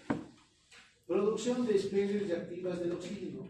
Condición sine qua non. Les había dicho que si la saturación de oxígeno disminuye por más del 4% de un basal, que habitualmente es 90%, y eso se exacerba más durante la noche porque los pacientes tienen hipoventilación, síndrome de apnea del sueño, habitualmente van a tener un incremento de las especies reactivas del oxígeno.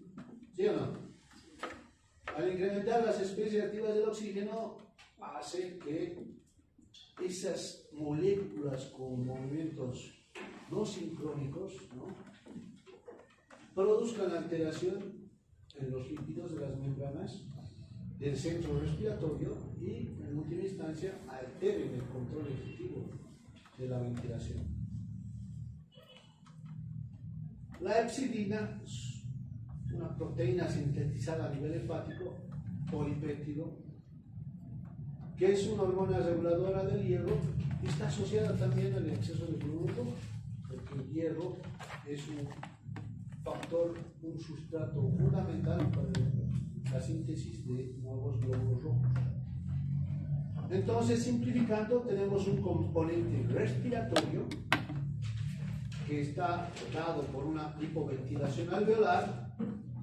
Esa hipoventilación alveolar no se sabe efectivamente cuándo comienza, por eso no se tiene el efectivo, digamos, inicio fisiopatológico de la enfermedad, pero estos pacientes tienen hipoventilación alveolar. ¿La puerta puede cerrar? ¿Está cerrada o está abierta? Está abierto. Ciérrela, por favor. Ya vamos a acabar.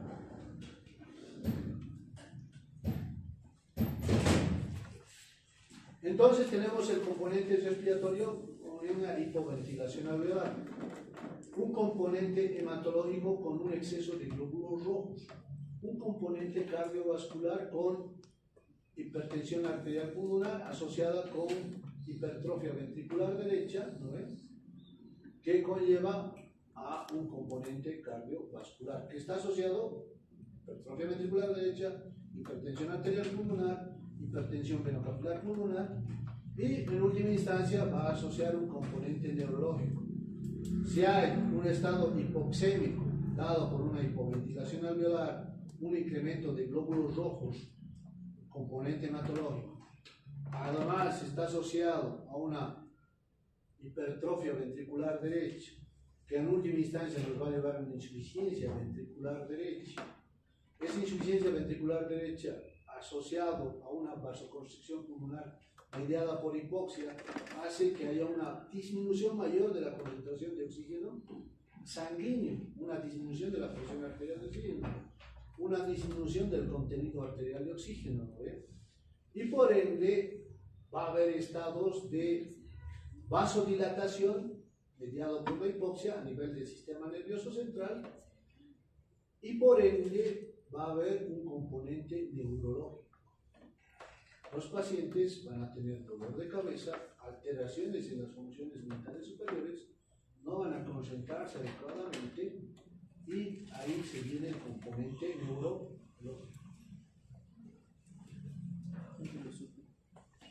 Todo ese componente fisiopatológico dado por la hipoxemia, por la hipoventilación alveolar,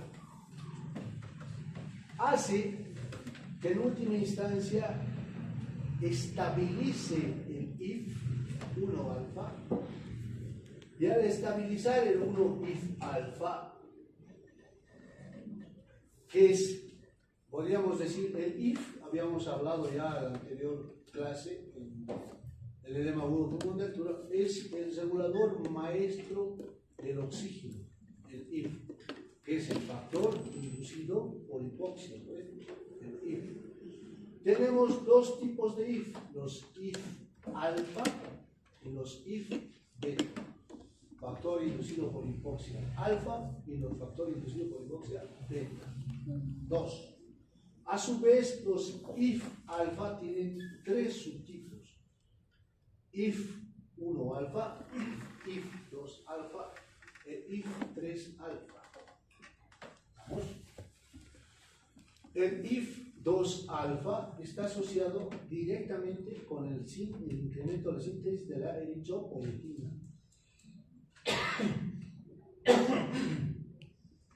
Necesito agua. No he traído. Ya se ha secado la garganta, muchachos. Entonces, este if, el factor inducido por hipoxia, se expresa y se estabiliza para su síntesis cuando el organismo tiene disminución del oxígeno. ¿Estamos? Cuando hay una disminución en la presión arterial de oxígeno, cuando hay disminución en la saturación arterial de oxígeno, se expresa este if y se estabiliza asociado a estas prolilhidroxilasas el hierro ferroso y el ácido ascórbico, ¿no? Están asociados a la estabilización de este if, ¿no? Estos, la prolilhidroxilasa, el hierro ferroso y el ácido ascórbico, estabilizan al if. Un complejo de la ubiquitina E3 se estabiliza y ya no se sintetiza. ¿Vamos? Empero, cuando hay baja de oxígeno, como ven en el gráfico, el if ya no se estabiliza, se expresa, ¿estamos? Específicamente el if 1 alfa, y si actúa directamente porque es un factor de expresión genética a nivel nuclear, y estabiliza, hace que haya transcripción de varios genes inmiscuidos en la regulación de varios niveles.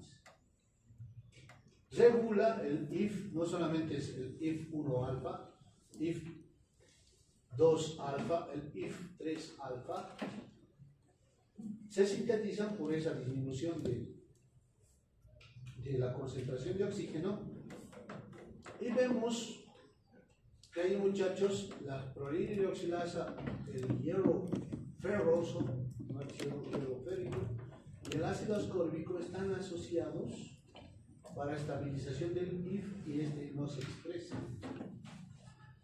¿Estamos? ¿Están viendo? ¿Ve?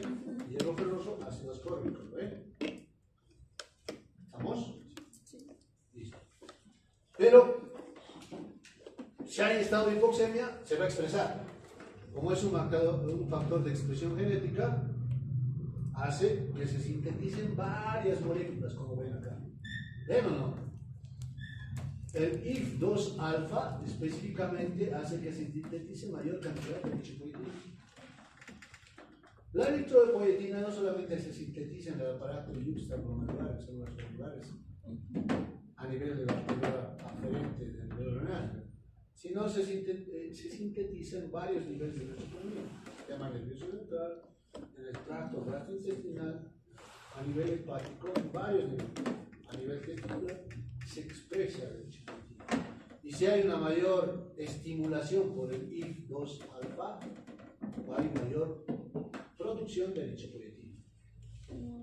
¿Vamos? ¿Cuál es el que está asociado a mayor síntesis de eritropoyetina? El if beta, if 2, if alfa 1, if alfa 2, if 2, o if alfa 3. 2 alfa, ¿Ah? if 2 alfa, 2 alfa. If alfa 2. Sí. Por ahí va a ser pregunta de examen, ¿no? Como pueden ver, el if 1 en sus 3 subtipos estabiliza, incrementa la síntesis de eritropoyetina, factores angiogénicos como el factor de crecimiento del endotelio vascular, factores que están asociados al tono vascular, como ejemplo de la endotelina 1, el óxido nítrico, ¿no ven? A varios niveles, ¿no? La motilidad gástrica también están asociados, en el metabolismo de la glucosa, en el metabolismo del hierro, en el metabolismo de nucleótidos, en el metabolismo de aminoácidos, en la resistencia a droga, en la regulación transcripcional, en la proliferación y supervivencia asociados a la apoptosis, en la lesión celular, en la regulación del pH, está asociado el IF. Por eso se le denomina el controlador maestro del oxígeno. ¿Estamos?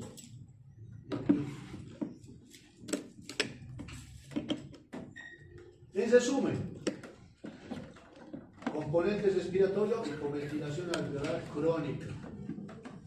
Esa hipoventilación alveolar crónica se asocia a una hipercapnia relativa. Si no está ventilando adecuadamente, no hay una excreción efectiva del CO2 a nivel pulmonar, ¿sí o no? Lo que nos lleva a una hipercapnia relativa. Y eso nos haría suponer que habrá una respuesta excesiva de los quimiorreceptores. No. Como hay esa hipoxemia efectiva y crónica, la respuesta de los quimiorreceptores, tanto centrales como periféricos, está alterada y atenuada. ¿Estamos? Dada por las especies reactivas del oxígeno. Lo que conlleva a mayor hipoxemia, ¿sí o no? ¿Mayor hipoxemia o no? El componente hematológico, eritrocitosis excesiva, porque el IF1,2 alfa estimula mayor síntesis de eritropoyetina. ¿Lo ve? El IF1 en sus diferentes subtipos estimula a síntesis de estimuladores de tono vascular, como la endotelina 1, ¿no ve? Que exacerba la hipertensión arterial pulmonar. Si hay exceso de glóbulos rojos, hay incremento en la viscosidad sanguínea. Si hay incremento en la viscosidad sanguínea, la poscarga del ventrículo izquierdo también va a estar incrementada. ¿Sí o no? Porque el corazón debe hacer mayor esfuerzo para bombear efectivamente, con su fracción sistólica de eyección, toda esa sangre para tener efectivo nuestra oxigenación y nutrición en los diferentes niveles de nuestros tejidos. Entonces, ese incremento de viscosidad sanguínea se asocia a insuficiencia cardíaca. Hay una expansión del volumen sanguíneo pulmonar total, porque hay alteraciones de vasodilatación y vasoconstricción efectivizadas, ¿no ve? En este caso, por la hipoxemia. En ese componente cardiovascular, ¿no? Moderado o severa hipertensión arterial pulmonar, ¿no ve? Hemos dicho, que conlleva a hipertrofia ventricular derecha. Si hay hipertrofia ventricular derecha, en última instancia va a desencadenar a insuficiencia ventricular derecha en primera instancia, que va a conllevar a incremento de la presión hidrostática de la aurícula derecha, presión hidrostática incrementada en las venas cava superior e inferior, incremento de la presión venosa central, ingurgitación yugular, al haber incremento de la presión o la presión venosa central a nivel de las venas cavas, hay una congestión hepática que va a conllevar hepatomegalia, ¿no ve? Estos pacientes entonces hipertrofia, insuficiencia ventricular derecha. Como la Foreno decía, la insuficiencia ventricular derecha se observa mejor, ¿no?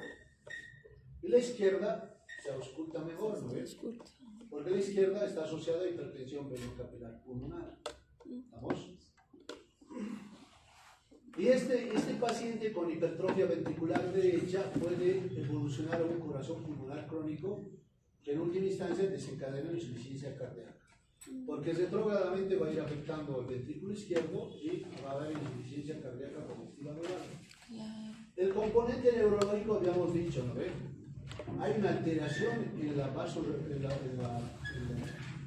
autorregulación del flujo sanguíneo cerebral mediado por el estado hipóxico que hace vasodilatación a nivel del sistema nervioso central, y esa vasodilatación asociada al estado hipoxémico, en primera instancia hay un edema, empieza a haber edema vasogénico, ¿no ve? Y ese edema vasogénico asocia a trastornos del sueño, porque no va a haber muchachos bandidos, ya no se guardó, ¿qué tiene? Ya, vaya. Ay, ya vámonos, muchachos. Trastorno del sueño que está asociado a cefalea, mareos, parestesia, debilidad física y fatiga mental, ¿no? Asociados a ese estado de hipoxemia. Y ahí tenemos un esquema fisiopatológico resumido, ¿no? Hipoxia hipovárica, actitud, estilos de vida, ¿no? Asociados, sexo masculino que es más frecuente, el femenino en la menopausia, la edad mayores a 50 habitualmente ya establecen mal crónico de montaña, factores genéticos asociados, a veces los polimorfismos simples de nucleótido asociados a metilación del DNA, apnea del sueño, ¿no ve? Los pacientes sí o sí son portadores de apnea del sueño, esa hipoventilación que se exacerba, y aquí nos falta la expresión del IF, ¿no ve? IF1, disminución de la presión arterial de oxígeno, incremento de los niveles de dichobetina, estimulados por esta hipoventilación y el IF1, específicamente el IF alfa 2, el IF 2 alfa, que incrementa la síntesis de dichobetina, mayor producción de glóbulos rojos, un estado de polistemia que hace que incremente la viscosidad sanguínea, disfunción mental y cardiovascular y también pulmonar, y síntomas y signos de la enfermedad crónica de montaña. ¿Vamos? Ahí tenemos la clínica, un paciente que tiene mal crónico de montaña, cianosis central, ¿no ves? Morado, ¿no ves? Los labios. Ahí las encías igual, ¿no ves? Tenemos vasodilatación venosa, ¿no ves? Muy pronunciada, más en miembros inferiores, y una cianosis periférica, y estos dedos en palillos de tambor, que es efectivo evidenciar en pacientes que tienen mal crónico de montaña. Entonces el cuadro de mal crónico de montaña grave se caracteriza que tiene pacientes síntomas de dolor de cabeza, disnea, que dependiendo de la severidad puede ser a moderados, a medianos, moderados, esfuerzos. Van a tener los pacientes mareos, hipersomnia o insomnio, tinnitus, anorexia, cansancio físico y mental y dolor de huesos y músculos. En pacientes que tienen eritrocitosis patológica de altura, jóvenes de 18 a 25 años, lo único que va a ser positivo, muchachos, es que cuando estén mucho tiempo en sedestación, se paran de golpe, va a tener fosfenos. Ese es un dato clínico efectivo de eritrocitosis patológica de la altura. ¿Vamos? Porque son jóvenes, ¿no? Sanos, tranquilos. Es el único dato clínico que van a tener, que son susceptibles de eritrocitosis patológica de la altura. Dos signos: cianosis, hipocratismo digital, como podemos ver acá, ingurgitación de las venas de las extremidades inferiores, como ven acá, y alteraciones de la memoria. Los pacientes no se acuerdan efectivamente. ¿Qué han desayunado esta mañana? Sí, soy. Diagnóstico, hemograma. Principal. Pruebas de función ventilatoria. Radiografía de tórax, electrocardiograma, ecocardiografía doble, tomografía helicoidal para ver si no hay alteraciones intrapulmonares, estudios polisonográficos. En el hemograma, que vamos a ver, incremento de glóbulos rojos y niveles de hemoglobina. ¿Ve? Además va a haber incremento de reticulocitos. ¿Ve? En las pruebas de función ventilatoria para descartar cualquier patología de tipo pulmonar. ¿Ve? Pruebas de función ventilatoria que hemos visto. ¿Ve? La espirometría, la pleurismografía, la difusión alveolo-capilar, la gasometría arterial en reposo y hiperexia, para determinar que ese pulmón esté indemne. ¿Vamos? Radiografía de tórax, para ver que no tenga ninguna alteración a nivel pulmonar y a nivel cardíaco. El electrocardiograma, para descartar cualquier tipo de patología cardíaca, arritmias cardíacas, sobrecargas ventriculares derechas, bloqueo de rama, etcétera, etcétera. La ecocardiografía doble, para evidenciar si el paciente es portador o no de hipertensión arterial pulmonar. Habitualmente aquellos pacientes que tienen mal crónico de montaña tienen una insuficiencia tricuspidia funcional. A través de ese flujo de insuficiencia tricuspidia funcional se puede evidenciar con una fórmula de Bernoulli la presión arterial pulmonar sistólica, porque la única forma evidente de tener determinar efectivamente una presión arterial pulmonar es bajo cateterismo cardíaco. Pero con la ecocardiografía Doppler podemos hacer efectivo una determinación efectiva de la presión arterial pulmonar sistólica. ¿Estamos? La tomografía helicoidal para descartar seans intrapulmonares y algún trastorno a nivel alveolar. ¿Estamos? Estudio polisomnográfico, como les había dicho, la polisomnografía nos va a servir para establecer si el paciente tiene síndrome de apnea hipoxia del sueño asociado al mal crónico de montaña. Luego tenemos el consenso de SIN 2004, recomendado en 2010, el score de SIN, también llamado, que es el score del mal crónico de montaña. Evalúa en estos datos 7 parámetros: el dolor de cabeza, zumbidos en los oídos, parestesias, dificultades para respirar, dificultad para dormir, si el paciente tiene cianosis, si tiene las venas dilatadas en manos o pies, leve, moderado o severo, en esos parámetros. El puntaje: 0, ningún síntoma, 1, de 1 a 2 eventos por mes o leve, 2 o más eventos por mes moderado, y el 3 es más de 6 eventos por mes o severo. Y el score: sano, de 0 a 5, mal crónico de montaña leve, de 6 a 10, mal de montaña crónico moderado, de 11 a 14, mal crónico de montaña severo, mayor a 15. Y un criterio mayor para determinar el mal crónico de montaña es el nivel de hemoglobina. Mayor o igual a 21 gramos por decilitro en varones y mayor o igual a 19 gramos por decilitro en mujeres. Mal crónico de montaña. ¿Y cuánto eran las mujeres para determinar el proceso patológico de la cura? 17, mayor o igual a 17,5. En varones, 18,3, mayor o igual a 18,3.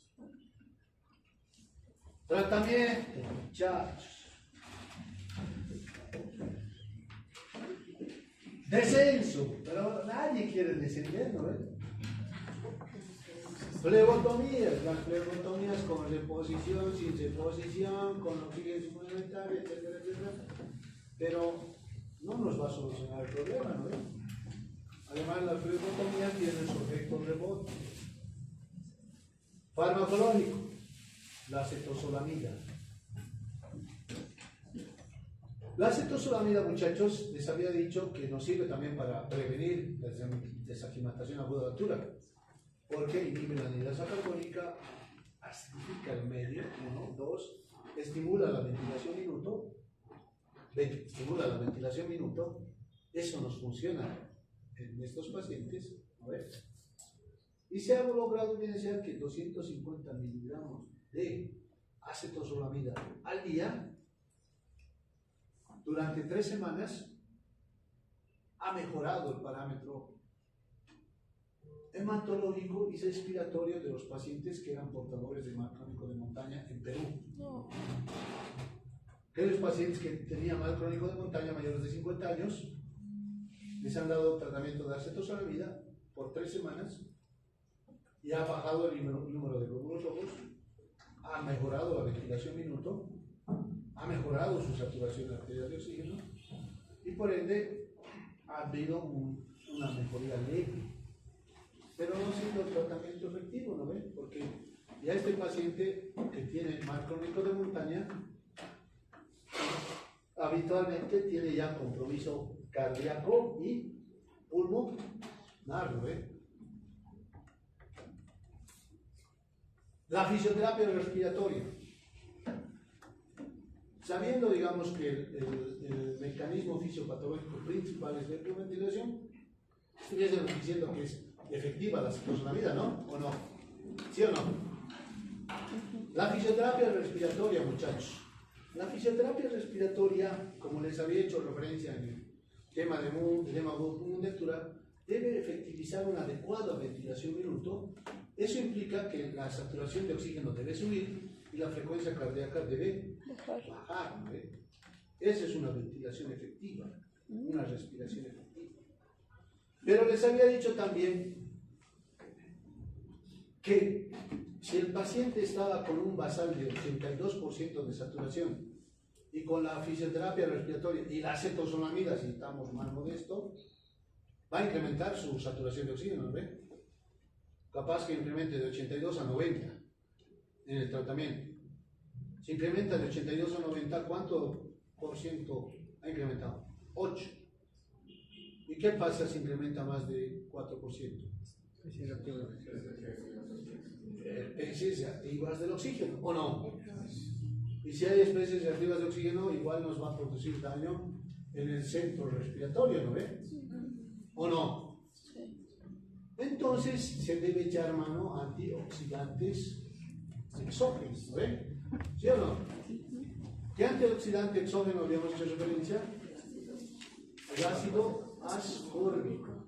Además de tener un efecto antioxidante, el ácido ascórbico también nos ayuda ¿a qué? A estabilizar ¿qué?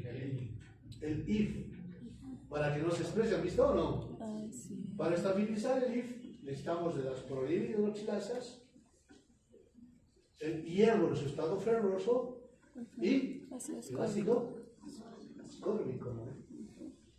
Si tenemos de mejorar la ventilación minuto, por la hipoventilación bilateral, hacemos que se estabilice el IF, además eliminamos la acción deleteria de las especies activas del oxígeno, vamos a tener un buen tratamiento, ¿no ve? Pero no es tan bueno si ha evolucionado el mal crónico de montaña. Mejor sería tratarlo cuando está en eritrocitosis patológica de altura, cuando son jóvenes, ¿sí o no? ¿O no? Porque cuando están jóvenes, la plasticidad del desarrollo está todavía evidente y eficiente. Y si ustedes entrenan al organismo efectivamente, sea con fisioterapia respiratoria o con medicación, en este caso con acetozolamida, vamos a tener un buen resultado. ¿Estamos? Luego el sildenafil, inhibidor de la 5-fosfodiesterasa, pero aquellos pacientes que tengan hipertensión arterial pulmonar asociada. Si no tienen hipertensión arterial pulmonar, no le vamos a dar, ¿no? Bandidos, muchachos, ¿no? Fitoestrógenos. Los fitoestrógenos, un fitoestrógeno efectivo, digamos, es la leche de soya. El fitoestrógeno, como les he dicho, estimula la ventilación minuto, pero también trae consecuencias en la libido del varón. Si toman mucho fitoestrógeno con leche de soya, la libido disminuye. ¿Vamos? Pues hay que tener cuidado también con eso, ¿no? Específicamente más los varones. Buen dato. Tratamientos que se han utilizado. Inhibidores del HMG-CoA reductasa, el doctor Amaro publicado, ¿eh? ¿Cuál era ese? La atorvastatina. ¿Sí o no? ¿Han escuchado la atorvastatina o el tratamiento que hace el doctor Amaro? Trata el trastorno patológico de la altura con la atorvastatina. Bajo el estudio que hizo el doctor Amaro, que les había dicho que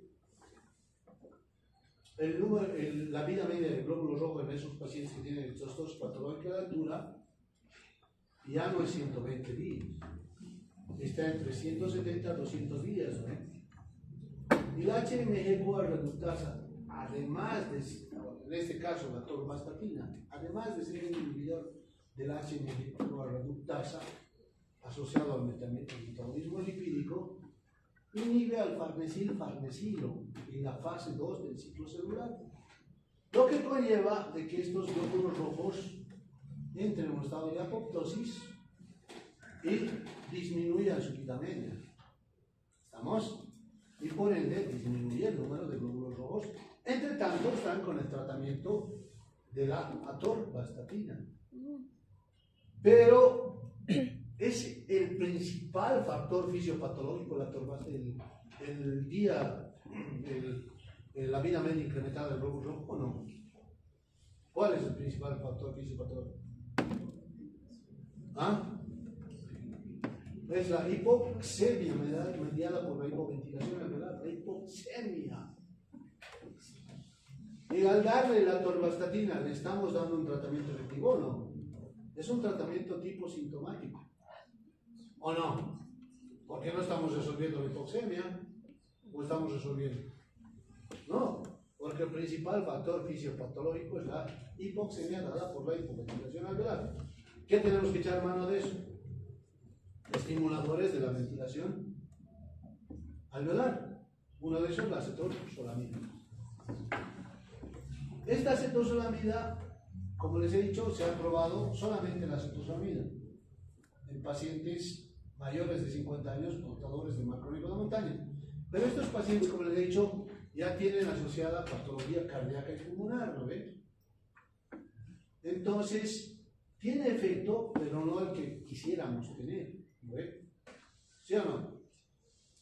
Igual que de la atorvastatina, ¿o no?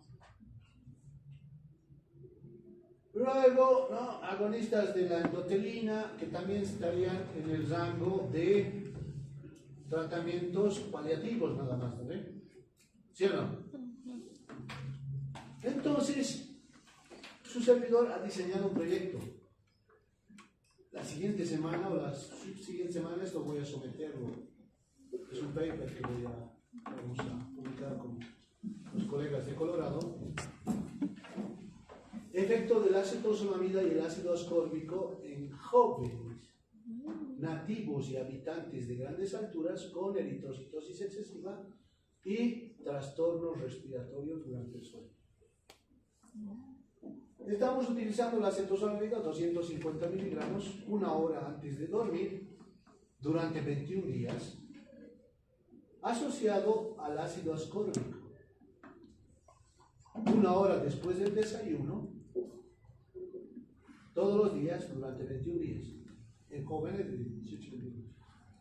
Y bueno, saben que cuando se hace un ensayo clínico deben hacer el tratamiento y el control asociado a un placebo, ¿no ve? Pero eso es bastante antiético, muchachos. No pueden darle placebo a un paciente que sabe que tiene una enfermedad, ¿no? Estaremos actuando como el estudio que se hizo en Estados Unidos con los afroamericanos y la sífilis, ¿no? ¿Está bien o no? Que se ha hecho el seguimiento a los pacientes afrodescendientes en Estados Unidos y han logrado evidenciar, digamos, las sífilis primaria, secundaria y terciaria. Les hacían el seguimiento y les daban placebos y no le hacían el tratamiento efectivo sabiendo que ya estaba efectivo. ¿Qué les parece? Entonces diseñé un estudio interesante, 3 tipos de tratamiento, el A que era la acetosolamida solamente, el B que era el ácido ascórbico solamente y el C que estaba asociado a acetosolamida y ácido ascórbico. Y el que mejor ha dado el resultado es la asociación de la acetosolamida y el ácido ascórbico. Que de una hemoglobina del paciente 18,82 ha bajado 17,79, casi a un rango de normalidad. ¿Qué les parece ese tratamiento efectivo, no? Y estos pacientes todavía no han establecido hipertensión arterial pulmonar, como han visto en el gráfico que les he presentado en nuestra publicación. ¿Estamos? Ok, muchas gracias. Nos vemos el lunes, nuestra última teórica de este segmento.